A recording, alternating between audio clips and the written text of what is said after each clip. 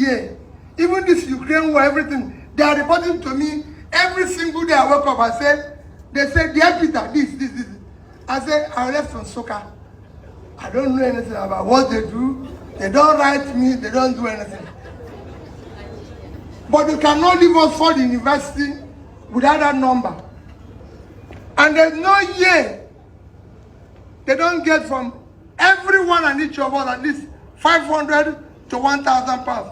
That's why today Oxford can say they have over 1 billion pounds in endowment fund. Harvard University endowment fund is over $40 billion. They get it from alumni. I show them now my Cambridge alumni number. For the Cambridge, they have, but I don't have the one of Nsukka. And every day they are begging for money. We have over 200,000 people who have passed through Nsukka. So I go to the university and said, you can get 50,000 of them, giving you 100,000 every year. And that will amount to 5 billion VC. And let me tell you, VC, I will champion it. To even tell you how it is, VC, I, Peter, will be putting on 220 million annually. Because some of us have things we are doing. I am paying the same thing in Harvard, Cambridge, everywhere, but I can't pay it in Nsukka because they have no system. And that is what I told him. If UNICEF today is getting 4 billion annually, do you think they will be on strike?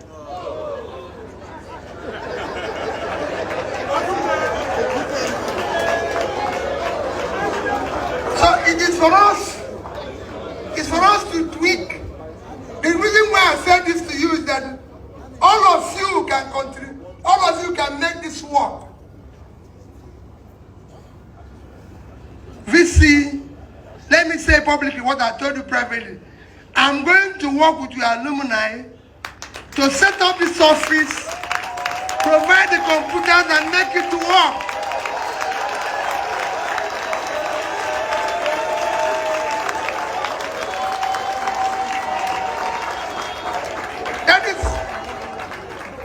It is critical that we look at different ways of funding universities. That was a private discussion. I told him, I said, VC, find a different way of funding universities. You cannot do all that. But my topic today is very simple. The guest lecturer, thank you for doing justice to this topic. And of course, listen, survival of, what did you call it again? In a devastated economy. I don't know what to tell you about that as a simple thing. Nigeria today is well described here. Our economy today is very devastated. Things are getting worse. And I can tell you, don't think everything is going to get any better. No.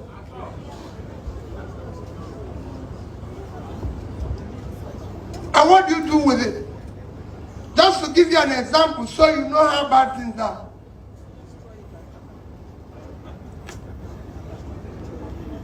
I don't need to tell you that we have the highest number of people living in poverty, because we hear that every day.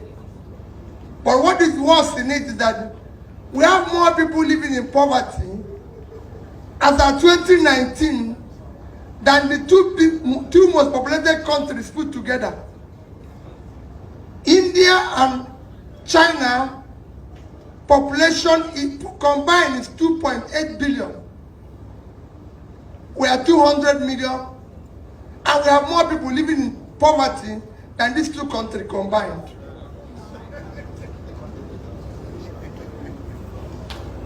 Today you are living in about, as of 2019, we are 10th most terrorized country, and of course you know the banditry is getting worse. We have the highest number of out-of-school children. Everybody, this is unknown. Our infant mortality have overtaken India. These are known facts. Our equality is among the worst. Our inequality is among the worst in the entire world. 1% of Nigeria, 1% of people living in Nigeria, citizens of Nigeria, control over 70% of the assets of the country. In other countries, it's about 20, 30. Here, I can tell you it's worse. I belong to that 1%. I can tell you that for sure. And I know that, and I know through the financial system, that is the 1%. So you have a crisis. We have one of the worst unemployment rates in the surface of the earth.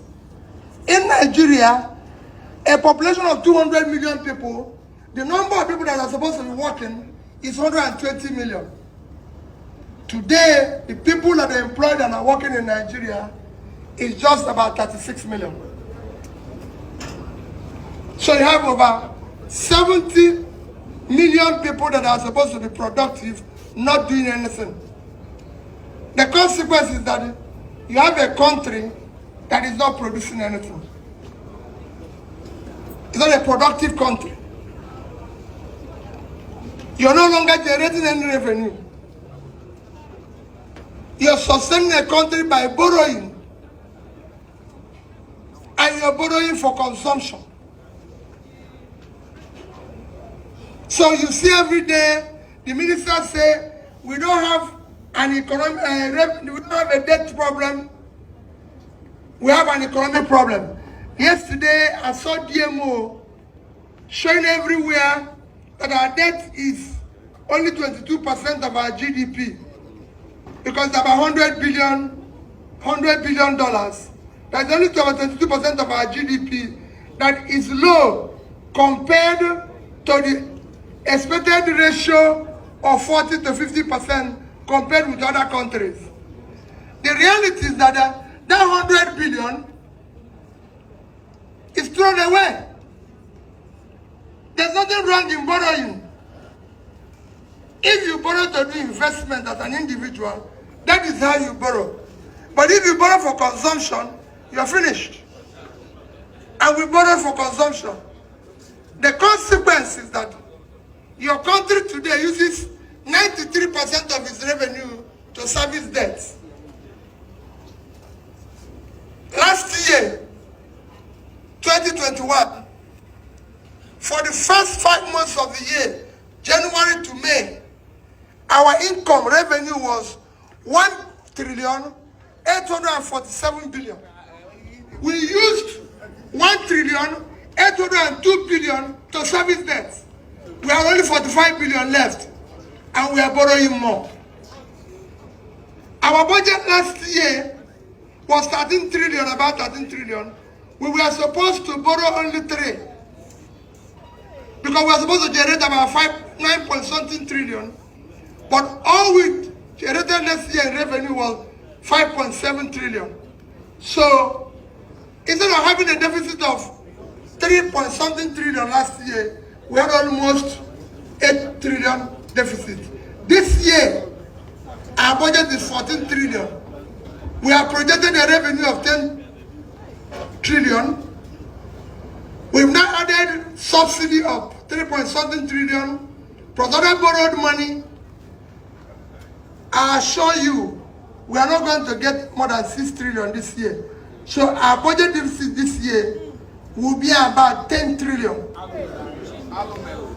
By next year, we will borrow money to service debts because our revenue cannot even service the debts. And what is even worse? What is even worse? There's something you call sinking fund. When you borrow money and you service the debts, you are supposed to be putting money into what you call sinking fund. So when that debt matures, you pay it. Nigeria has not put a kobo into a sinking fund in the past 1 year. And some of you who are here will not know that half of the bond Nigeria is issuing now will be payable in 2050. So all of us won't be there. Because you don't know. So we are borrowing your future. That is why when Jerry Ghana said go and look for your PVC, it is important. How do you survive a devastated economy? The first thing you do is that you shut down your cost. The cost of governance in Nigeria is unacceptable. The cost of governance in Nigeria said is unacceptable. The cost of keeping a councillor, a local government chairman, a house member, governor, this, you don't have it anywhere in the world. As an individual, as a nation, you start by cutting your cost. People say to us, how did we save money in Anambra State? How did we do this in Anambra State? When I became governor here, I didn't have the privilege of anybody handing over to me. You might not know. I didn't have a privilege. When I became governor here, the government house was burnt. Everybody knew under my predecessor. The governor's lodge was burnt under my predecessor. So there was no lodge, there was no government house, there was no nothing. I was sitting on as a chairman of Fidelity Bank when I was announced governor. And I arrived here, and they sworn me in as governor, and there was no place. And I had the phone number of my predecessor, Dr. Chris Ngige, and I called him, I said, so, where is the paper? Where is the office? Where is this? He said to me, Peter, you are the governor. You are the office, you everything.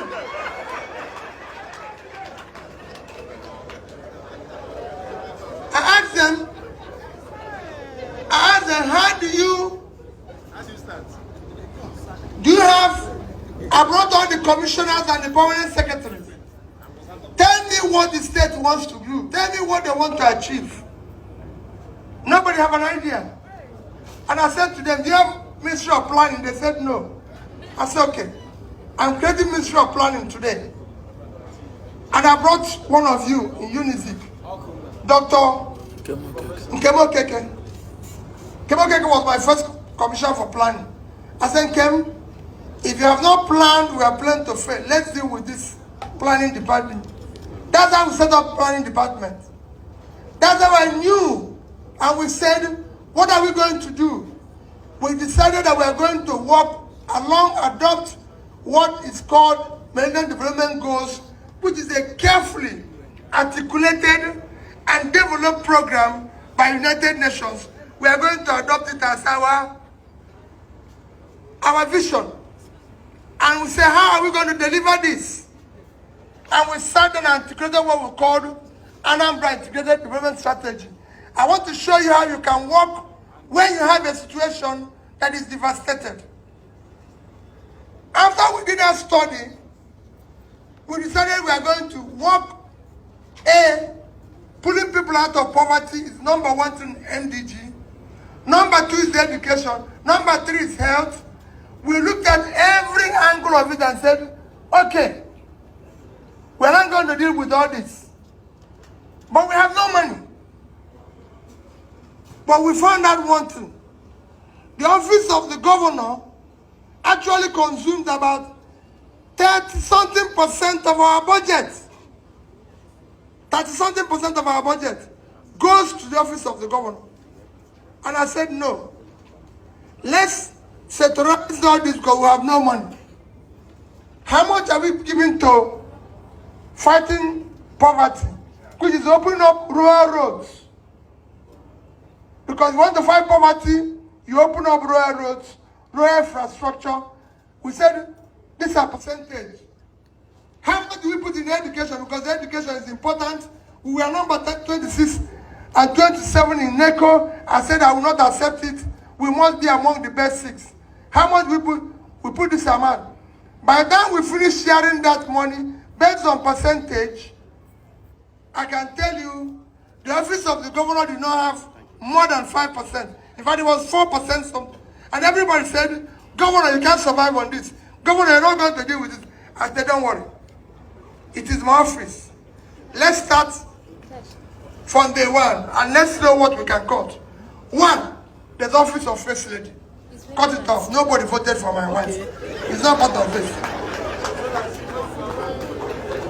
You know, said, no, don't bring that.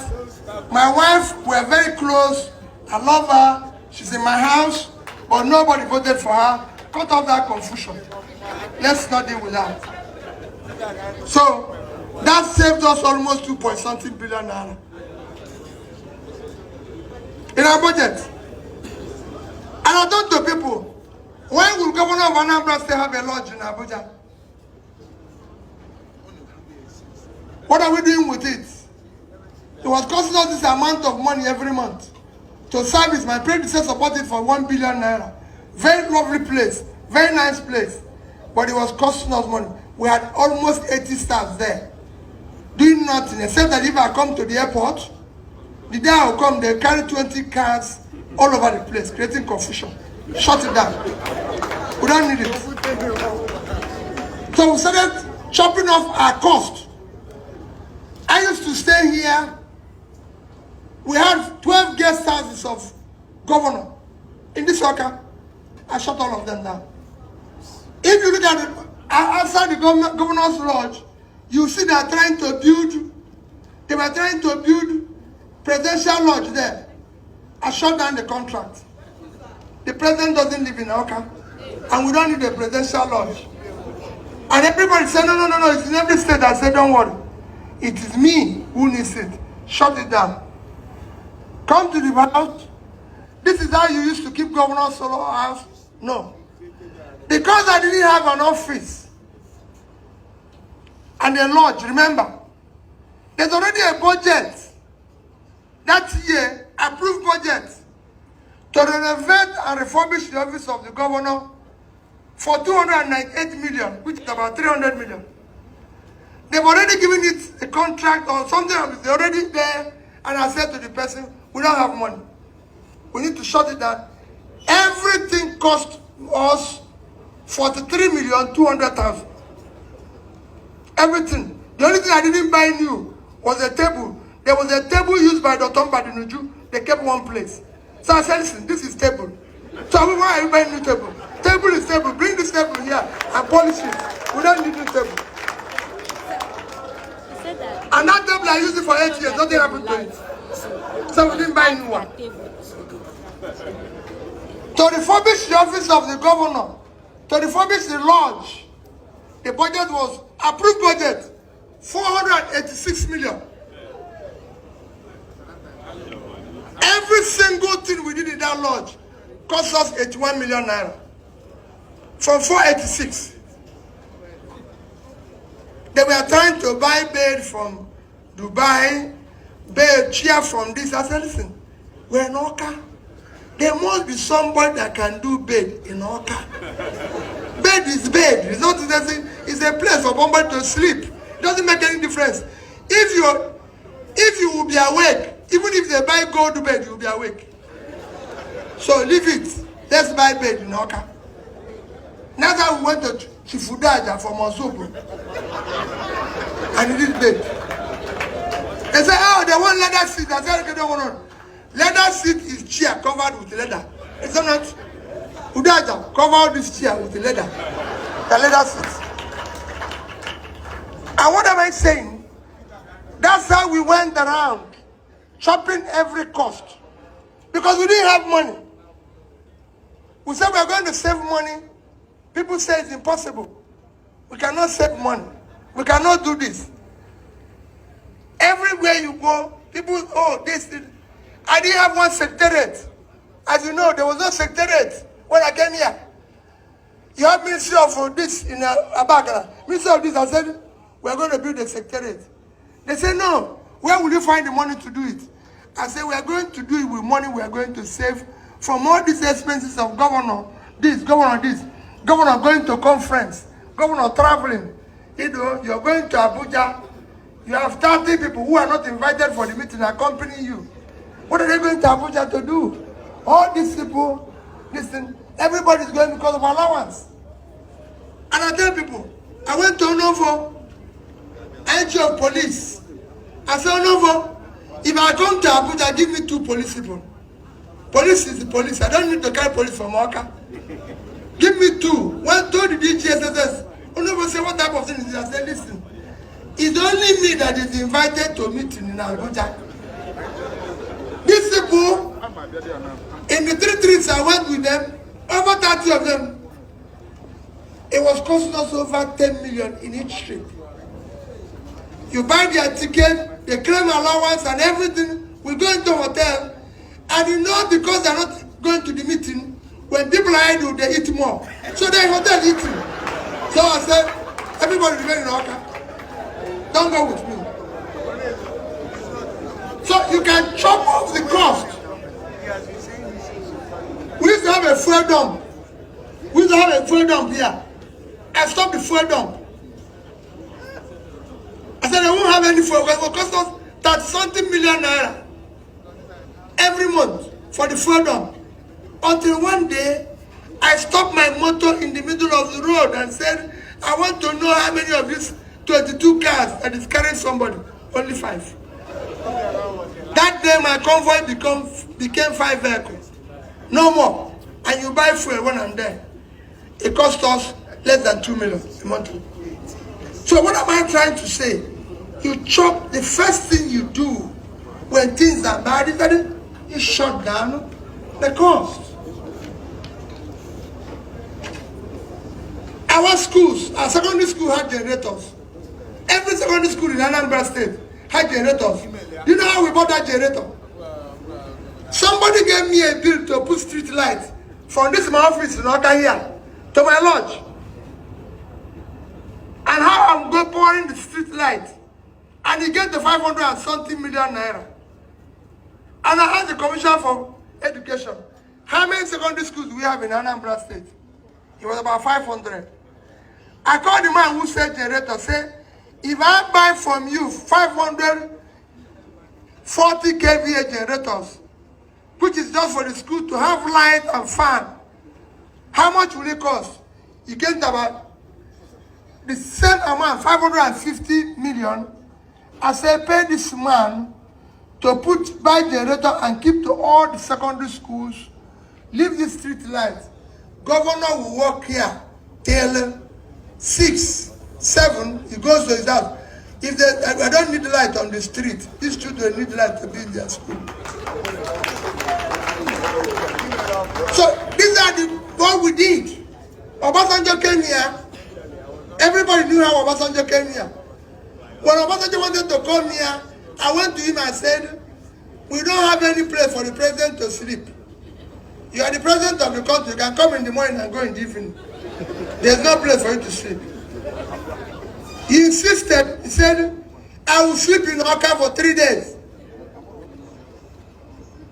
Go and find me a place to sleep. I called the people. I said, please come. I have a lodge where I live. We don't have presidential. I have a lodge where I live. Come and look at it. If it's good, I'll give you the key for 1 month. And they came. And they said, it's okay. Of course, the only person who have property in my house is my wife. I'm not trying to do this, you know. It's difficult, you know. It's even pain for me when I see her trying to go out. Because she will be running around, where's my red trouser, where's my red pig, where's my red shoe, this is.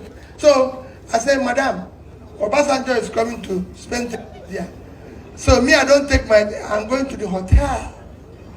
It cost us less than 200,000 in hotel for the 3 days that he was here. And we were building a lodge for 600 and something million naira. That lodge will have cost us 2 billion. By the time we finished. When Jonathan came, it was the same thing. Oh, we need this type of car, this type of car, this type of car. And civil servants, everybody will come, let's go and buy it. I said, listen, these cars are in Delta. Let's go and borrow the car and give them. When he goes, we'll return their car. And we did that. It didn't cost us anything. I said, they have the car already there. Just tell Delta people. And luckily for us, Jonathan went through Asaba. So as soon as he crossed the bridge, you return their cars and come back home. You don't need to worry yourself. Why are you going to buy it? What are you going to use it for? So, what am I I trying to say? The cost of governance in Nigeria is unacceptable.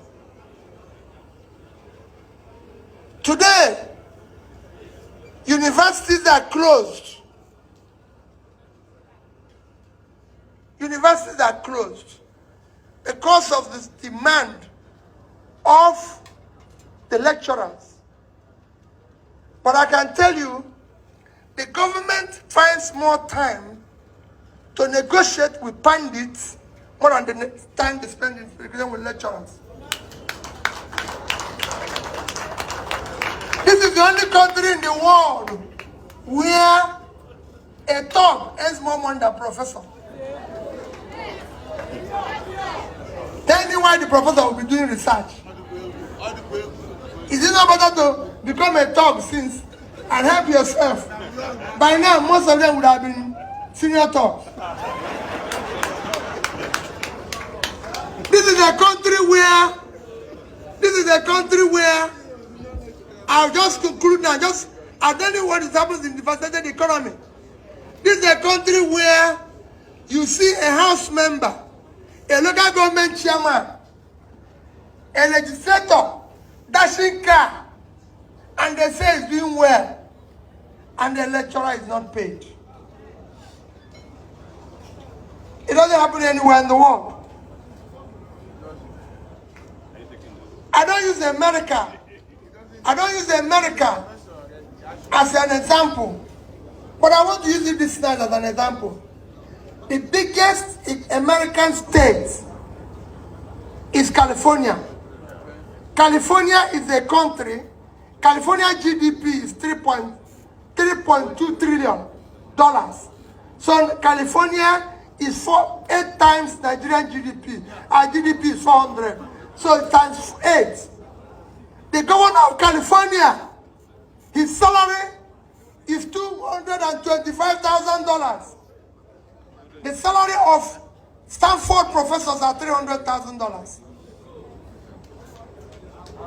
In this country, professors will be begging the governor for food.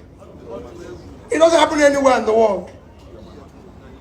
And that is why we're killing the system, because we have no value for education.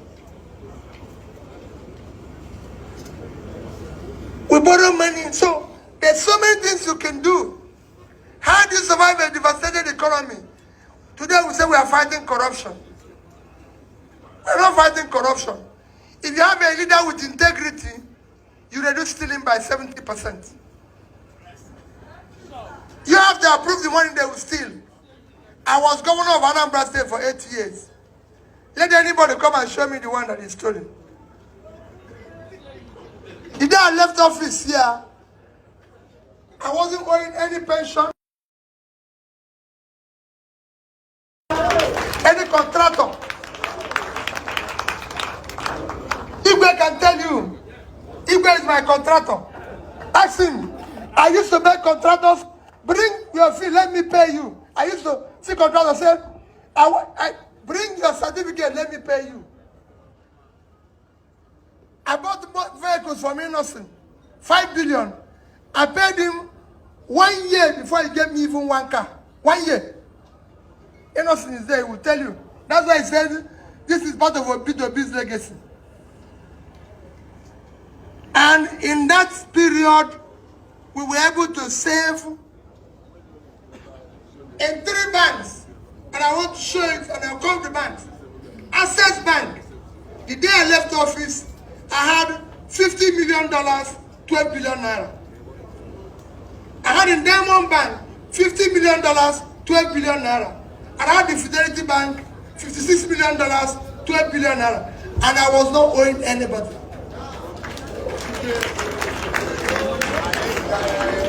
We invested, we bought shares. We bought shares in different companies. Budweiser, the company you see today, that bought International Breweries, the highest shareholder is Anambra State. I bought the shares for $25 million. That's why you go for the chairman. I can go on and on. NIPP, we bought shares of $59 million. And this for your state money. So nobody can tell you, because we shut down everything. I was just telling your lecturer, I said, I used to go to Abuja. The president would tell me, nobody's happy with you. Nobody's happy with you, Peter. All these big men came here, they're not happy. And I said, Mr. President, I never promised anybody happiness. I promised a free school, and we are #1 in education. But everybody knew, for 26 to #1. So I used to tell them, we are #1 in education. But we are not #1 in happiness. Because we didn't promise happiness. We had the best road network. And of course, like I said, the wife will always tell me, you are the only governor in Nigeria without office of first lady. I said, Mommy, we have enough confusion in Anambra State. To add that one again, how can we buy 22 vehicle convoy for somebody who does not have any contribution to what we are doing, and is running around all over the place, creating confusion every day? It doesn't work. It can't work. I don't want to be part of that. So, if you are looking for strategy to survive in a devastated economy, it is doing the right thing. We can start doing the right thing by investing. We can borrow money, invest it properly, and everything. Chairman, I thank you for the opportunity. I thank the university for the opportunity of speaking to you tonight. But to show you one where borrowing is critical, I always use this as an example. I don't want to bring in China this night. I'm going to use similar countries. As I conclude, Bangladesh. I was in Bangladesh in 2010. I spent 2008, 2010. I spent 2 weeks. In 2010, Bangladesh GDP was $115 billion. Their per capita is $780, and they're owing $45 billion. So their debt was 36% of their GDP. In 2010, Nigerian GDP is $375 billion. Our per capita was $225. $2,225 in 2010. Today, Bangladesh GDP is about $330 billion. So their GDP has grown 3 times from 2010. Their per capita is now 2,050. So they've grown 3 times. Their debt have increased to a little bit over 100, still 36%. Nigeria in 2010, their debt is about $30 billion, which was just less than 10% of their GDP, or about that. Since then, Nigeria has borrowed $60-something billion. As of today, our GDP is about $400 billion. Our per capita is about 2,000. So we lost 10% in 2 years. So we have not earned any money. We have not saved anything. What happened? The money we borrowed was thrown away. It has nothing to do with this government or party. I'm not talking about party politics here. I'm telling you, what you are seeing in Nigeria is cumulative effect of leadership failure over the years. And my dear people, as the chairman said to you, go and get your PVC and take back your country. If you allow us to continue what we are doing today, the society we abuse today, or we are abusing today, will take its revenge on you. Thank you and God bless you.